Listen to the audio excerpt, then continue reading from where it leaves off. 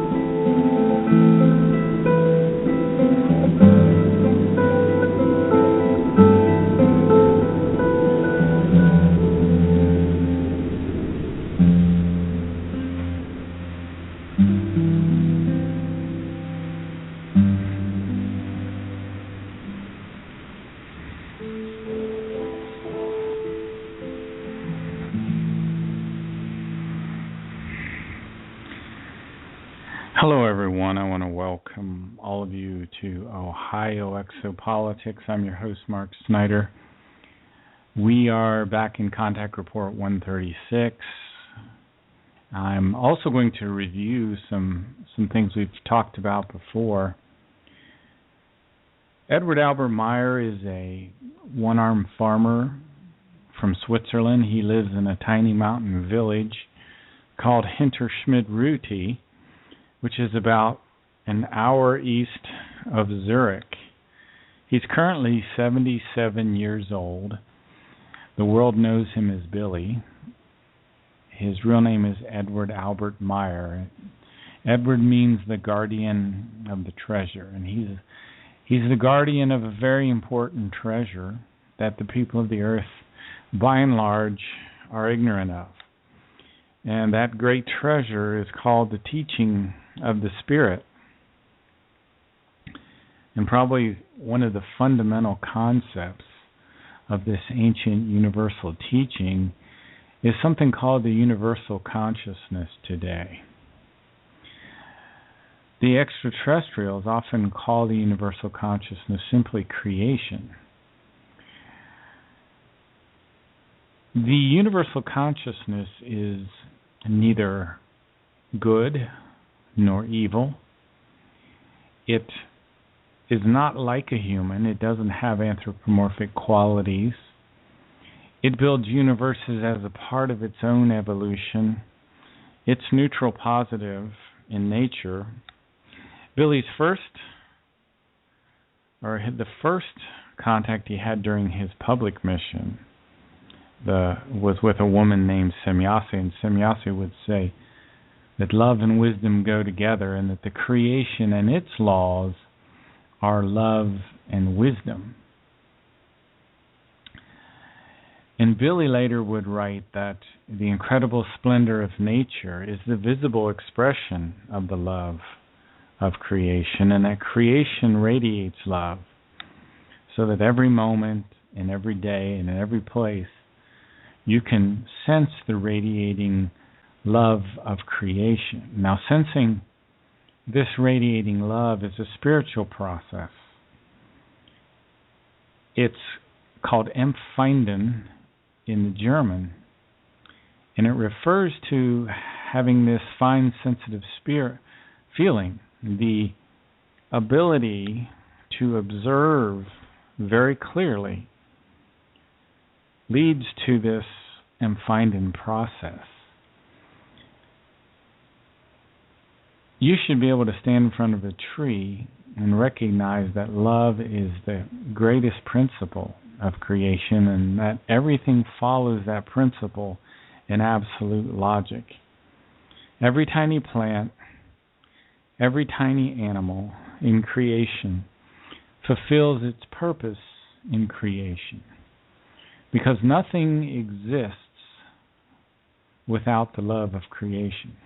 Creation radiates love.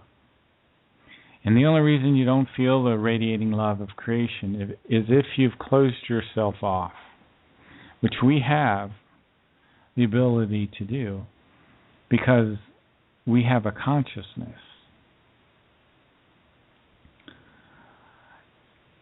Part of Billy's public mission is to reteach the people of the earth this ancient universal understanding. And he wrote a book in 2009 called The Goblet of Truth. And it has a paragraph within it that's entitled, What the Truth Knows to Say. And it explains that lakes, streams, stones, the earth, air, water, bushes, trees, everything that crawls and flies on the earth is a life form with a spirit form, and that these spirit forms are on a journey through time that involve many, many lifetimes, and that death is just the passage to rebirth into the world of pure spirit. Many of these creatures in creation they're connected by psychic vibrations, and they communicate with one another, and they're aware of each other, and they're all part of a tightly woven, indissoluble web of life. And if you go into the forest, you can see this web of life in operation. Especially this time of year, if you watch a group of birds exit one tree all at the same time, fly 100 yards and land in another simultaneously. Here in the north, the birds are preparing for their departure to the south. And they exhibit this flocking behavior where they move together in unison as if they're connected. The same way with fish in a stream or swimming in the ocean or in the lake. They all move together. And the Maya material says that they're connected by psychic swinging waves in the German. Now, in the human being, the swinging wave, the electromagnetic wave, moves from the gamut to the psyche.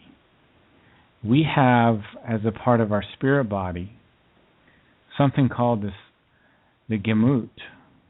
And the gamut only responds to neutral, positive thoughts. It only thinks that way. In fact, the gamut, if you would define it, is the controlling factor in our spirit. It controls our thoughts and feelings. Now, the counterpart of that is the psyche, which controls the thoughts and the feelings of the material body. But these psychic swinging waves move from the gamut into the psyche, and eventually we'll be able to use these with telepathy and telekinesis and levitation and things like that. The human spirit is awesomely powerful, and Semyase emphasized that to Billy. She said that the human spirit is the seat of the infinite, but few are aware of that. She said those who become rich in spirit will become an instrument through which the creation reveals the spiritual realms.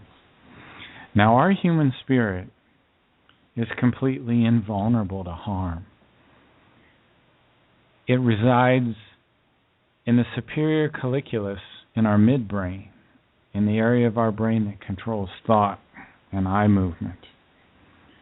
It produces a great amount of energy that moves throughout the body like a web and animates our entire body. The spirit is the real part of us. The universal consciousness creates human spirits to help it get to its next stage in evolution. Now, this universal consciousness is not God.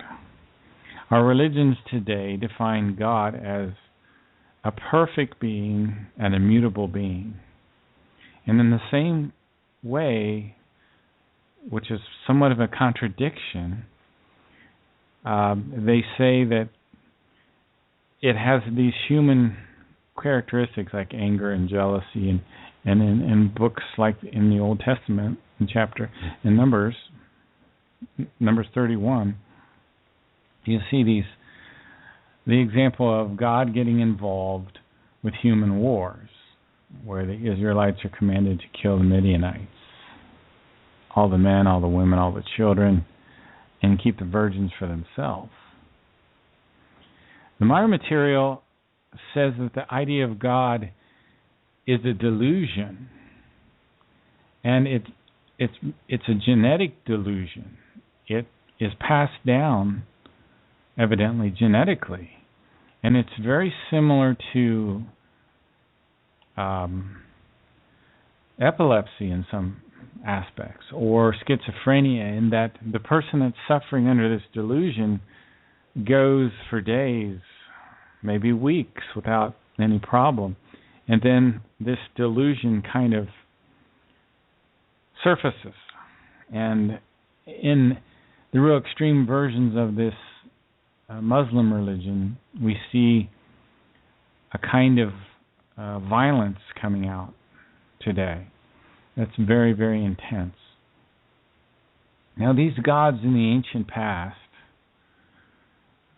the gods of the earth were human. They came from the expanses of the universe, from strange systems and worlds, and they unrightfully set themselves up above the humans of earth, and they demanded worship, and they created religions for themselves. And they also gave commands to the humans of earth. And these gods descended into a degeneracy, and they committed murders. Eventually they died off, or they wandered off. But these gods, in some ways, made the earth humans dependent on them for all times. And these gods created religions for themselves, and they place themselves as the creator above man. And this has infected the psyche of the people of the earth for quite some time. Now we have this confusion in our mind, which is taught in churches in the world all over the place. And it's interesting, though, if you go back to Greek times, you can see what these ancient travelers from the stars were really like. And I have a clip here. It's called The Greek Gods. They were the lords of heaven and earth,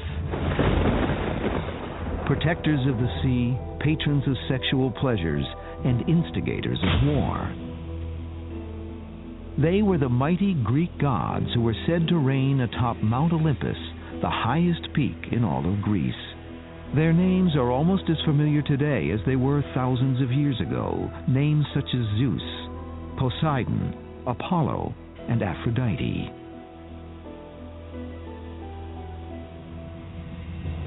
In ancient times, these gods were woven into tales of adventure, heroism, and sexual conquests. Yet without a permanent home in their own Bible, Torah, or Quran, were these gods part of a lost religion, or merely characters written into fables now known as Greek mythology? I think the Greek gods are just as real as any other gods in other religions. They are different, but they are just as real, and they were just as real to the people who worship them. The ancient Greeks, who symbolized the essence of logic and reason, also claimed that they had actual encounters with these unworldly beings. Mortal women claimed to have borne the sons of gods. Countless others testified that the gods cured them of terminal diseases. Were the stories of man's encounters with these Greek gods simply the imaginings of a superstitious society, or were they based on historical events? And what remains of their shrines and the cults that performed sacrifices to honor these supreme deities?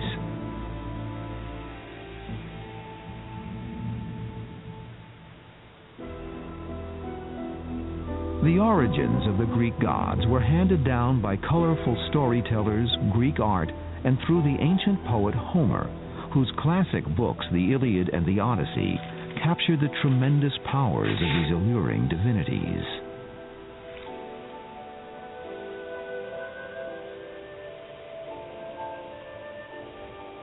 Since the beginning of time, cultures and religions around the world have tried to explain the origins of man's existence. According to Greek legend, the first rulers of the earth were the Titans, Cyclops, and Giants. Kronos and Rhea, the Titans who were the children of Mother Earth, were said to have given birth to the future rulers of the ancient world: Demeter, Hestia, Hera, Hades, Poseidon, and Zeus. Kronos, fearing he would one day lose power to one of his children, began devouring them one by one. When his wife Rhea, who was also his sister, gave birth to their sixth child, she deceived her husband by giving him a swaddled stone in place of their son. Kronos ate the stone. Their sixth child, who was named Zeus, was saved. When Zeus matured, he sought revenge against his father. He forced Kronos to swallow a secret potion which made him vomit up the children he had devoured. Zeus's sisters and brothers were miraculously reborn. As a result, the powerful siblings joined forces to wage war against their father and his Titan brothers. In the infamous Battle of the Titans, Kronos and his brothers were bound in chains and hurled into oblivion. Zeus and his siblings were proclaimed the guardians of the universe and were given special powers. Zeus was crowned the supreme ruler of gods and mortals. He was given the powerful thunderbolt of lightning as his weapon of war. According to the ancient Greeks, These divinities made their home on the highest summit in northern Greece, called Mount Olympus. There they feasted on a delectable food called ambrosia and drank a liquid called nectar. Although they possessed human frailties, it was said they would never die. No mortals dared venture to the top of Mount Olympus, but the supreme divinities often ventured down from their mountainous kingdom and were said to mingle and... We'll get back into this clip and in the second half of this clip in a few minutes. I wanted to read a bit of a book. It's actually a PDF that I was sent by one of the people in Switzerland, Marianne Eulinger, who works close to Billy, really close to Billy. She helps with the translations of some of his material and helps with editing, I think, some of his books. And she wrote an introduction to one of Billy's new books called God Delusion and God Delusion Insanity. And I wanted to read a little bit of this information that she sent me. She's been very, very helpful. It says, of the 7.5 million human beings, which at this point in time constitute the Earth's populations, 4/5 profess a belief in one of the 6 world religions or in one of the sects which have emerged from them. They believe in a God whose name may not be named. They believe in a creator God, in Jesus Christ, in diverse saints, in Allah, in Shiva, in Brahma, or whatever they are all called, in nature gods, in 10 gods, and so forth. They are mostly also firmly convinced that they thereby believe in the legitimate creator of our universe and the one who determines their fate. They pray and beg for favor, health, objects, or material wealth. They hang rosaries over the rear view mirror in the car and crosses around their necks to achieve immunity from accidents and everything bad. They sacrifice food, plants, money, animals, and in earlier times, or even still today, human beings.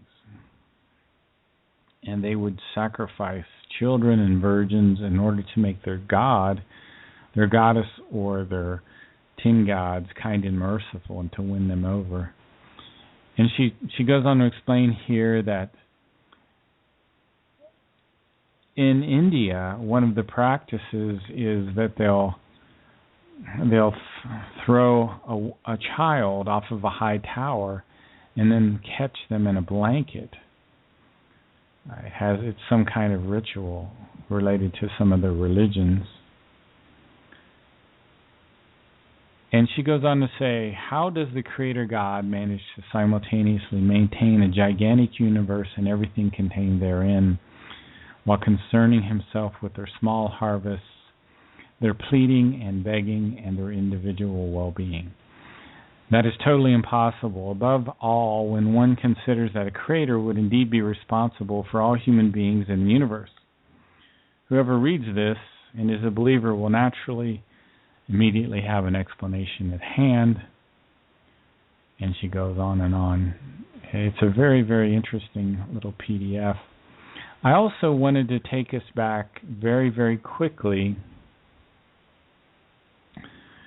to the Atlantis and Lemuria timeline. And this is after the destruction of Atlantis and Lemuria. There was one of these gods, and I'll put that in quotes, who came to the earth called Eris the 11th. Now, and this is after the destruction. Remember, there's not much on the earth. There are not many people here, and it's probably been centuries after pretty much everything was wiped out, except for a small remnant. And I'm sure these people that were left behind didn't have any more libraries. They weren't even sure necessarily what had happened in the civilization that they came from. They didn't know where they came from. And after a few generations, they may have very, very little information. So anyway, this man came, Eris the 11th, and he established himself as some kind of ruler. He was murdered by his son Jehovah. And Jehovah was said to have ruled the earth until about 3,660 years ago, and he let himself be called as the creator. Jehovah had a son named Jehav. Jehav murdered his father several hundred years into his reign, 340 years into his reign. Jehav also let himself be called the creator. He was megalomaniacal like his father. Now, Jehav had a son called Erasame, and Erasame wanted to take the place and the power of his father. However, his younger brothers, Ptah and Salam, stopped him, and Erasame had some 72,000 followers. However, his brothers Ptah and Salam forced Erasame off the earth. Erasame came back secretly, and he settled in these old cubicle constructions underneath the Giza Plateau, some 72,000 years old these old cubicle constructions were. And far below these pyramids and deep within the earth, the followers of Erasame established themselves as the Giza intelligences. And it was the Giza intelligences who used a kind of religious delusion to fool the people of the earth. They worked at times with Hitler and with the Thule Society in Germany. I've talked about the trip that Ascot and Billy made far below the Giza Plateau, and they came into one of these hallways where the Giza intelligences were. At this time, Billy and Ascot were kind of cloaked and invisible, and they saw this ancient spacecraft in this giant hallway where the light seemed to come from everywhere and nowhere. And Billy saw these artifacts that looked like they were from the crucifixion, and he was kind of shocked and amazed by all of this.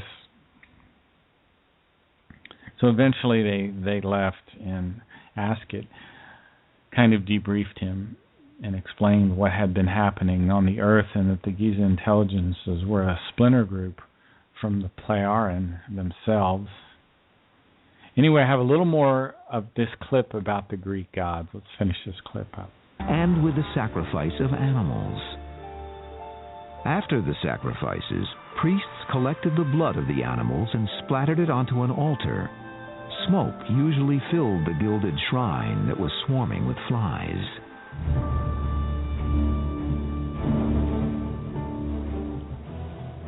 By the year 700 BC, pagan worship of the gods of Mount Olympus was embedded in Greek life. The ancient Greeks organized various cults to glorify and appease their mighty and sometimes temperamental gods. Each cult built ornate shrines filled with lavish treasures dedicated to their deities.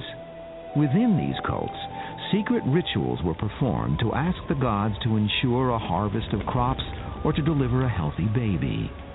The ancient Greeks were especially superstitious about the spirits of the underworld, which gave rise to cults called mysteries. The most famous mystery cult was found in the city of Eleusis, just 15 miles north of Athens. It was here that the secret Eleusinian mysteries evolved to honor the goddess Demeter. Spawned in the fertile farmlands of Greece, the Eleusinian mysteries attracted followers from all over the Mediterranean. It was a society shrouded in secrecy. Demeter, the goddess of grain and everything that grows, protected farmers' crops and assured an abundant harvest. Demeter was also the proud mother of a beautiful daughter named Persephone. Legend says that one day while Persephone was picking flowers, the earth suddenly opened up and Hades, the lord of the underworld, emerged and dragged the young maiden down into the dark bowels of the lower world. Demeter was horrified. For 9 days and nights she searched the world over for her 14-year-old daughter. In her anguish and grief, Demeter neglected the crops of the world, and farmers' fields became barren. Although this meant turning on another god, the supreme ruler Zeus intervened. Hades agreed that Persephone would be returned to Earth if she hadn't eaten any food while in the lower kingdom, but Hades tricked Persephone into eating pomegranate seeds. As a consequence, Persephone was forced to spend 3 months of each year in the lower world, but the other 9 months she could spend on Earth with her mother. Okay, we'll pick up later with the whole story about the Greek gods. I enjoyed that clip. I'm going to play a little music for about 3 minutes. You're listening to Ohio Exopolitics. I'm your host, Mark Snyder. We'll be right back.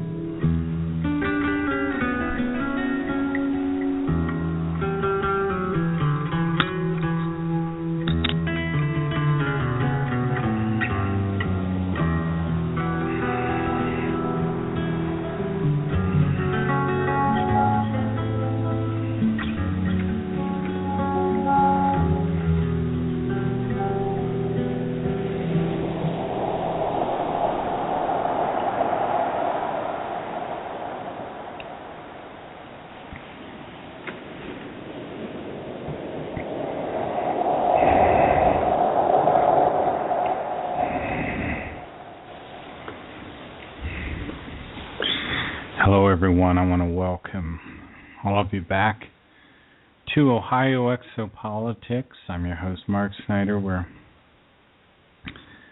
looking at the information in Contact Report 136 of the Billy Meyer case. I also pulled in some other information regarding the human spirit, regarding the universal consciousness, and also this wonderful passage from Falun Marado called the OM, The Navel of Life, one of my favorite books of Billy.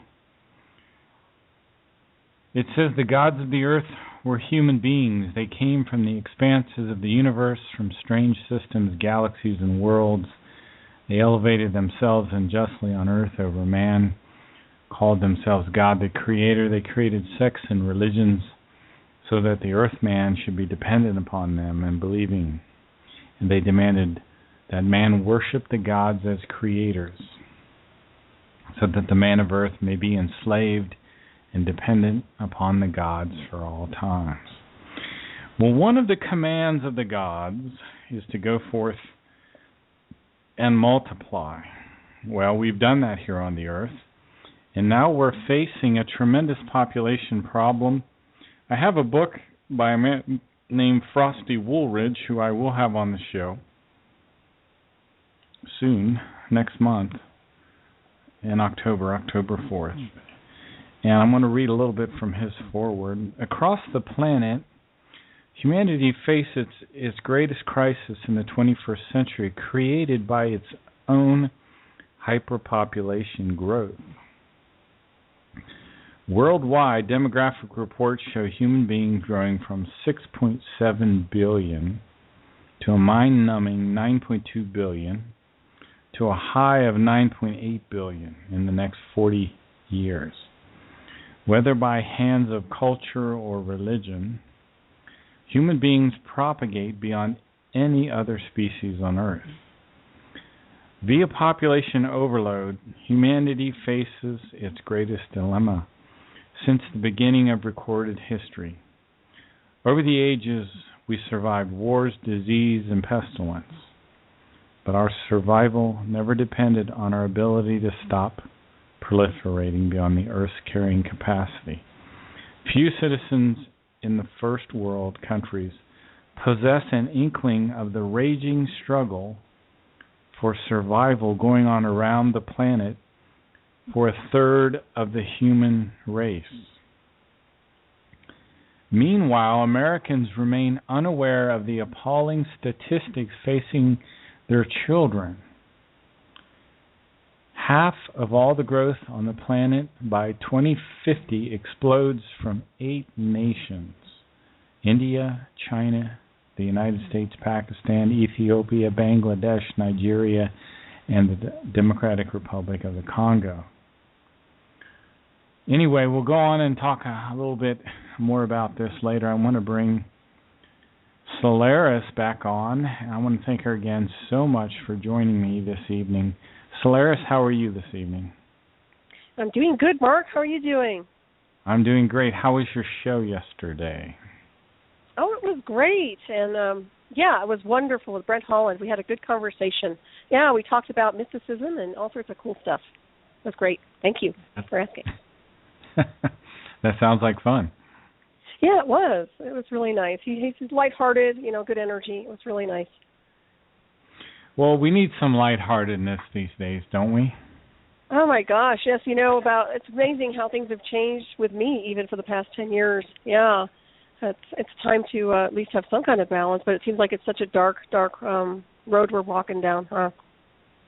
Yeah, people ask me how I'm doing, and I say, well, I'm dying, but besides that, things are, it's just my sick sense of, you got to have a twisted sense of humor to, we're all dying. We're going through a transmutation. We're morphing, I think is the word. Right. I'm going to delve into I have kind of delved into another topic a little bit, but we touched on this on the last show a little bit, overpopulation. And it's an unpopular subject in the alternative community. I'm really glad I can talk to you about it. Most people say, there's plenty of space on the Earth. There's no overpopulation problem. Well, there is a lot of space on the Earth. I mean, we've got 4.5 million square miles in Antarctica where people could live, but, people generally don't want to live in a place that's 50, 60 degrees below zero. So what is happening is that the people of the earth are crowding into the prime areas, and they're destroying, for example, our forests, which are mediators of our climate. The forests absorb massive quantities of water. They produce shade, keep the soil cool. They slow down the harsh winds.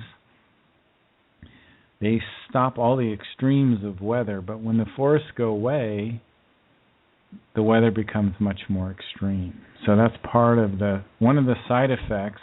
And if you're listening and you don't like the word overpopulation, well, we can use overcrowding. Let me give an example of overcrowding. Next to India is a nation called Bangladesh. It's about the size of Idaho.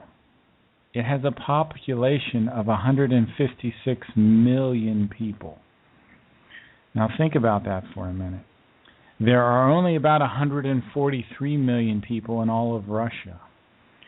And these people are crowded into Bangladesh, a little nation the size of Idaho. Now in India, there's over 1 billion people. One of the statistics I've heard is that in India, 1 million people are born in the street every year. 1 million people die in the street every year. See, we don't realize how good our life is right now, how good the life is that we have here in the United States right now. But as Solaris was talking about a couple of days ago, and I think you mentioned this, didn't you, Solaris, about the tremendous immigration problem, and you were making the point that the entire country is being destroyed intentionally. And I wondered if you could pick back up on that line of thought again. Oh, sure. Well, yeah, it's just like we're getting more and more what I would call illegal aliens and everything else coming across the borders, and they're coming from all directions. And literally we're getting flooded with a lot of immigrants, and to a point where, they're not necessarily good people. I mean, we're dealing with criminal backgrounds and things like that. So we're going to be running into some problems and some maelstroms of some civil wars, I would imagine, or some kind of a conflict between different races. I mean, that's the bottom line. But once again, I'm hoping we don't have an overcrowding issue as well, because once you start getting more and more people over here, where are you going to put them? I mean, literally. And of course, we have everything that's, insofar as the nature's, land is always owned by the feds. So, when you look at all that, everybody's getting kind of pushed into the cities, and more people are getting forced into living in the cities. It's interesting that you talk about a race war, and I think you're kind of right, even though it may not be overt per se. I think there is that aspect to it. Can you elaborate a little more what your thoughts are there? I'm sorry, could you repeat that again? My dog disturbs me. That's what they're for. He's all hyper. Is he really? A little bit, but he's okay. Has he had his walk yet? Yeah, he has, but he's always like this when I put my headset on for radio. He's funny. Oh, really? He wants attention. Yeah. Okay. You mentioned a race war, but I'd like for you to elaborate on that a little bit. Well, I mean, right now it looks like there's a race war against white people. I mentioned this before. I mean, literally, we're getting to a point where we're becoming the minority, and we're having a lot of different types of people coming over and pushing their personal belief systems onto our culture here in America, to a point where they're trying to phase the American people out and our culture and our traditions, which basically created this country. So we are having some problems, and a lot of people are not handling it correctly. I mean, there's this whole thing with political correctness, which is really just a lie. That's a passive aggressive way of denying what's really going on. I mean, literally, people have to stand up and be counted right now. So I do see this happening. I mean, you've seen it starting to kind of flare up here and there between different races, but I see more and more of it happening with the Middle East situation and with these Islamic situations and these extremists. I mean, we're going to have more and more of these problems, and we're going to have to nip it quickly. We're going to have to handle it and take care of it. And if our government doesn't take care of it, then obviously we are going to have to step up and do so. You also mentioned a civil war, and I know the Meyer material says we may have 2 civil wars in the United States. It hasn't. I haven't found where in the Meyer prophecies that it elaborates on it much more than that. But there is also a Russian researcher who states that we will have a civil war in the United States, and he says that our country will be divided up. And the Meyer material also says that our country will be divided up like into 5 different areas. Let me hear some of your thoughts on this civil war potential. Well, to me, it sounds like a perfect storm. What we're happening now is a perfect storm. I mean, we have all this encroachment with other types of people and extremists coming over our borders right now with no screening in any form or design. We've got illegals. We've got crime coming over our borders. So we're having a lot of stress going on. We have our rights being violated from day by day. The Constitution's getting completely disrespected. So we're having a lot of issues with the corporate government versus regular citizens. There's a lot going on, and there's a lot of pressure and passive harassment to a point where I think it's going to implode. And, between that and our dollar dropping and everything else happening with our finances, I think we're going to have some problems. I think people are going to get so stressed out they're going to start acting up and acting out. So I predict also that I think we're going to go into one of those civil wars. And you can kind of see it. I mean, it doesn't take much for people to start to lose it. And, if they stop having money to buy food, or if things happen to a point where they're not able to have what they want, and, you see all these people coming over and getting free benefits, and people who've worked their entire lives in the United States are getting nothing. They're getting literally screwed over by our own government. And there's something wrong with that picture. So that's going to create some problems, and that's going to create some opposition. And I don't blame the American people at all for getting angry about that. I mean, that's infuriating to watch people come over and just take advantage of our system when people have worked their butts off here in the United States and have literally, worked extremely hard to have their own businesses and to make a good name for themselves and everything else. So I do see this happening and coming down the pike. You're a bit of a psychic, I know, Solaris. Do you get any mental images? Are you seeing anything specific, or have you yet? Have you meditated? Go ahead. Yeah, what's interesting, Mark, is my radar has been really on insofar as just knowing that everything is kind of in a red alert status. I mean, that's the impression I get energetically across the grid of the United States right now. Even though it's not official, it seems to me like everything is just red. That's the energetic associated. It's just there's a lot of rage happening. There's a lot of things that are happening under. It's like this ocean that has these huge rifts happening underneath it. There's a lot of tension, and there's a lot of things that are happening behind the scenes and under the ley lines of the American, or this is the whole American land, that I think is going to start surfacing. I mean, it's energetic and it's pressure and it has to go somewhere, but that's what I'm picking up on. I'm almost like on a very alerted status myself, energetically speaking. I'm very aware something's wrong, and I'm trying not to read in too much to it, because I don't want to get pulled into too many directions, but I'm very clear that this is not the place I want to be living in right now. I really feel like I should go to Antarctica or something and break orbit and get away, because I feel like we're in for some bad rides the next few years. And especially, by the end of this year, I'm hopeful that it will be okay. But, you've got the Ebola thing going on, and whether that's a false flag or not, we engineered that whole virus. So there's a lot happening here in the United States. I was listening to the Alex Jones show today while I was working, and he was mentioning being in this meeting. I don't know exactly how he gets invited to these meetings, but he does. I think he knows some people that are on the inside some way. And a lot of these higher ups they're buying gold and things like that, and they're moving out of the United States because I think it's supposed to go down here, whatever it is. I don't know what that is. I can't elaborate on it any more than that. Now, the weird thing is, being in corporate America, everyone is completely unaware of this. They just go on with their daily lives. I'm working on a computer system it's a global computer system. So we have users in the United States and Canada. We just took on some people in Denmark. We're going to pick up the country of Norway soon. The company I work for is a global corporation. So it's weird to kind of be in that corporate world and then to step out of it and look at things from a completely different perspective.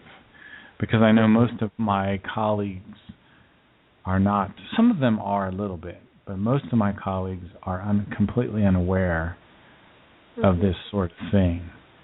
Right. Let me ask you something, Mark. Do you think the people who entered the Twin Towers on 9/11, do you think they really had a sense that something was wrong before they were just doing their own thing and going to work? I mean, that's the whole scenario, isn't it? They didn't know they were going to lose their lives that day. No, they had no idea. They had no idea. I mean, some people had radar. Some people were switched on and probably didn't make it to work. But a lot of people are so plugged into the false matrix. I mean, they just keep going on autopilot and literally don't pay attention to the warning signs. And the warning signs are really in your face right now. I can read them, and I know you can. Well, one thing that's so weird is this kind of surrealistic thing about how, we were talking about Al-Qaeda just a month ago, and now we're talking about ISIS. And when Obama talks about it, he calls it ISIL. Mm-hmm. And I think we're trying to bomb Syria, not Syria per se, but ISIS in Syria, and it's all just a big confusion. I'm really amazed at the way the president can just call in the military so quickly without any kind of vote by Congress. It's very strange. What are your thoughts? Well, he's done a lot of executive orders and everything else without Congress. Literally, he operates rogue, if you ask me. I mean, he's been doing that since he's been in office. It's very rare that Congress has a voice or uses it, if they do. But, at the same time, I mean, these guys have to be dealt with, even though they're an offshoot of another division, these crazies out there in the Middle East. I mean, they definitely need to be dealt with. So if he has some targeting and he's just hitting their facilities. But once again, I was looking at some of that footage, and I'm asking to myself, is that, were people in there? Did you get did you get some targets? What did you get? I mean, or were those real buildings? So you always want to question because, go ahead. No, you're right. Who knows? I mean, right? Because we've been dealt with. We get lied to 24/7 every single day of the week, and so when you see these things, it's like you have to really scrutinize and say, well, is this for real? Is this just another video, scenario? Because at some point in the continuum, it's just like you have to throw your hands up. I mean, you follow your radar. It's the best guess for me. It's just to follow my radar, which isn't a guess. I mean, that's knowing. So that's the best way to navigate here. You sent me some text from an article during the last show that talked about people coming into Ohio. Mm-hmm. If you find that again, send that to me again at some point. I'd like to read that on the air again during one of these shows. Okay. You were saying they were coming. I think the text was saying they were coming into Cleveland, Akron, maybe Columbus, and that this was premeditated some way or something about that? Right, yeah. I'll have to find you that article again. I saw it on Facebook, and I know I have it somewhere, so I'll go ahead and post it over to you again. But, yeah, it's very concerning because it seems to me it's almost a free-for-all. I mean, there's just so much recklessness going on. It's like a self-destruct sequence here in the United States. But, once again, it's everywhere. It's global. But I will tell you, I've talked to other people from other countries before, and even Canadians, and they've said kind of cryptically, that they think the United States is targeted for something big, and that we are the focal point of this big transition. Now, if you want to call it the New World Order, whatever you want to call it, the big agenda, the United States is the target point. There's no doubt about it, and that's why it's very unsettling as an American to be here and ride this out because it's rough, and we may not notice it yet. We're not really noticing it in full speed yet. And I think they're going to weaken the nation with these immigrants, don't you? Oh, absolutely. They're bleeding. They're completely bleeding the system. They're going to be bleeding the system. They're bringing over viruses. They're bringing over all sorts of diseases. I'm not trying to be judgmental. I'm just assessing the situation here. We've got things that are happening where it's just not good. I mean, it's like common sense 101. I mean, anybody who has a firing neuron would know this is wrong. You don't do things like this. You don't tell your Border Patrol to stand down. You have to scrutinize people that are crossing over the border. I mean, what's wrong with these guys, I mean, you should put us in charge, for crying out loud. In a foreword again in Frosty's book here, it says, as a result of the accelerating population growth around the globe, first world countries find themselves, we are a first world country. First world countries find themselves besieged by immigrants, flooding from the third world countries at gathering speeds no matter how many migrate. Now listen to this. The world grows by a net gain of 77 million human beings annually. Yeah. That is astonishing. That's ridiculous, if you ask me. I don't want to sound... I'm sorry, but come on. Why is everybody breeding, Mark? It's ridiculous. Stop breeding. Go ahead. They don't have anything else to do in these third world countries, I guess. I'm telling you. They don't have birth control, and I think... No, they don't. They don't care. Yeah. Let me play this little clip about Bangladesh's population growth and how the people in the slums are struggling for clean water. I think that's one of the things that's going to happen in the United States is the struggle for water. Let's listen. Next, today is World Water Day. Tonight, we look at an innovative approach to getting clean water to slum dwellers in so-called megacities. Our story is another in our occasional reports about population issues around the globe. It's part of a collaboration with National Geographic magazine and the Pulitzer Center on Crisis Reporting and comes from special correspondent Steve Sapienza in Bangladesh. Dhaka, the capital of Bangladesh, is one of the world's fastest-growing cities and one of the poorest. As in many other developing countries, people are leaving the countryside in search of work and a better life in the city. Dhaka's population, now estimated at 15 million, is expected to hit 20 million by 2025. Dhaka is one of the megacities which is growing too fast. Country Director for the charity WaterAid, Dr. Khairul Islam, says the increased population density is severely taxing the city's ability to house and care for its people. Almost 5,000 slums are in and around Dhaka city, and almost one-third of the population are living in either low-income communities and slum areas. Most of them don't have ownership over those pieces of land that they're residing. But the main challenge is provisioning essential services for this huge number of population, mainly water and sanitation. With 2,000 newcomers daily, the struggle to find clean water in the slums often has life-threatening consequences. Water? Yes, we have water, but the water is not always available. When water is available, it is often bad. Yesterday, a woman here thought she had cholera. She went to the hospital, but she died last night. If you want to see the human toll exacted by unsafe water and poor sanitation in Dhaka, you come here. This is the overflow tent at the short stay unit at Dhaka's main cholera and diarrhea hospital. This man arrived at the hospital with no vital signs. After 15 minutes of trying to revive him, his wife is given the news. The staff records cholera as the cause of death. The hospital's lead research scientist, Dr. S.K. Roy, and his colleagues work around the clock 365 days a year to save lives threatened by waterborne illness. The majority of the patients here are the urban poor, and the hospital care is free. We are now having about 400 patients every day. But in August, September, sometime we go up to 1,200 a day. And I can tell you I want to read some more statistics from Frosty's book. The world grows more constricted, now listen to this, by adding 9,000 newborns per hour, net gain over death. That's incredible. I can't hardly believe this. The world grows more constricted by adding 9,000 newborns per hour. That's ridiculous. Yeah. You know what? It's insane. It's basically overpopulation. And that's the only way you can describe it. We have an issue with overpopulation here. And, if they're trying to kind of cut down on that, well, I don't know what to say anymore, Mark, because we're having problems here. I mean, look at this. I mean, we're dealing with people who are not sanitary. I mean, the sanitation is apparently disgusting over there. And I don't want to see that happen over here in the United States. We already have our own problems here. But I'll tell you, it's just going to be a downward spiral to nowhere. We're going to have a lot of issues, a lot of health issues, and they're already starting to formulate. And now we've got this Ebola thing, which I think is kind of a false flag because they have complete control over that virus. I mean, whether they realize it or not. I got a message here from Nathaniel Mallow, one of our listeners, and a person who knows a lot about the Meyer material. And I got to read this. It's related to what we're talking about. It talks about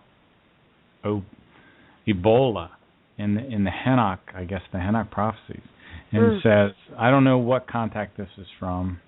He can tell us. It's extremely long. I may not read it all today, but I will read it.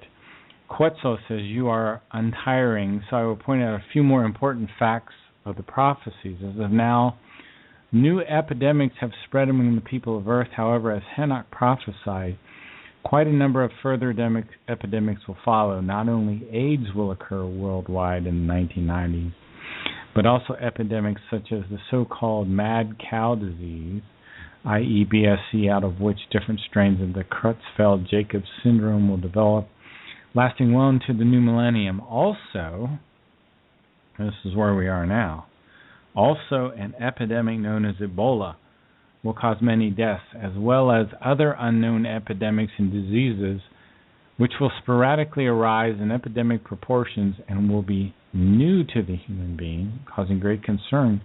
However, most of the evil will be brought about by politics. Is that any surprise? I don't think so. France and Spain will become involved with other armed conflicts, and even before the World War III has even broken out. And then it goes on and talks about hatred and these different countries involved in the various wars. But the Ebola thing I haven't even talked about tonight. I mean, that's the other that's the other big thing, right? Right, Solaris? Right, and it's spot on, Mark. You know, what you were just reading, is it not just a parallel of what's been going on? So that's what's so creepy about it. It's creepy as hell. I mean, it's the perfect way to say it. I mean, I don't know what to say anymore, quite honestly, but he's been good. He's good. I'll tell you that much. Because it certainly is fun.